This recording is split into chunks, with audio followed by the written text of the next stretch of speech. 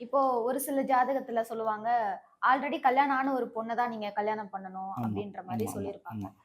ஒரு டிவோர்ஸ் ஆன பொண்ணோ, இல்ல விடோவா இருக்க பொண்ணையோ தான் அந்த ஜாதகர் வந்து கல்யாணம் பண்ணணும்னு ம், சொல்லுவாங்க. ஸோ ம். அது எந்த கிரக அமைப்பு ஓகே. காரணமா இப்போ இருக்கும்? பெரும்பாலும் என்னன்னா, ஒரு ஒரு ஒரு அதாவது 7ஆம் அதிபதி இந்த திருமணம் அப்படின்னா 7ஆம் அதிபதி, 2ஆம் அதிபதி பார்க்கணும். ஓகே. இங்க ஒரு ஒரு அதாவது ஒரு ஒரு ஜாதகம் எடுத்தீங்கன்னா, பல கோணங்கள் இருக்குது, பல காரணம் இருக்குது. ம், நான் ம், அதுல ஒண்ணு மட்டும் சொல்றேன் உங்களுக்கு. பெரும்பாலும் இந்த செவ்வா, சூரியன் சம்மந்தப்பட்டதுன்னா, ம். டிவோர்ஸ் ஆன ஜாதகம் பண்ணலாம். ஓகே.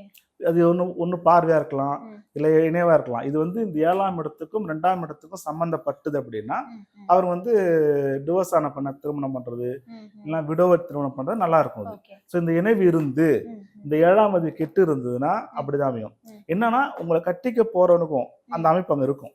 இதுதான் ஓகே, ஒரு பியூட்டி. ஓகே. இப்போ இந்த இந்த இந்த ஜாதகம் இருக்கான்னு வச்சுக்கங்களேன், ம், ம், இந்த ஜாதகர் கட்டிக்க போறவர் 7ஆம் வீடு. ம், ம், இந்த 7ஆம் வீட்டுக்கும் அந்த அமைப்பு இருக்கணும். இப்போ ம், உதாரணத்துக்கு இந்த ஜாதகி வந்து திருமணம் ஆயிடுச்சு. ம், ம், திருமணமாகி ஒரு 10 வருஷம் ஆகுது. ம், இதுவரைக்கும் ம், குழந்தை இல்ல. ம், இப்ப இந்த இந்த இந்த ஜாதகருக்கு குழந்தை கிடைக்குமா, கிடைக்காதுன்னு இதுலயே உங்களுக்கு சொல்றேன் பாருங்க. ம். இது பார்ட்னருக்கும் சொல்றேன், இவங்களும் சொல்றேன். ஒரு ஜாதகத்தை வச்சு சொல்றேன். ஓகே.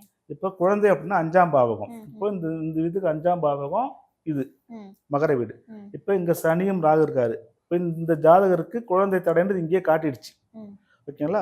இப்போ இவருக்கு வரப்போற பார்ட்னர் வந்து 7ஆம் பாவகம்.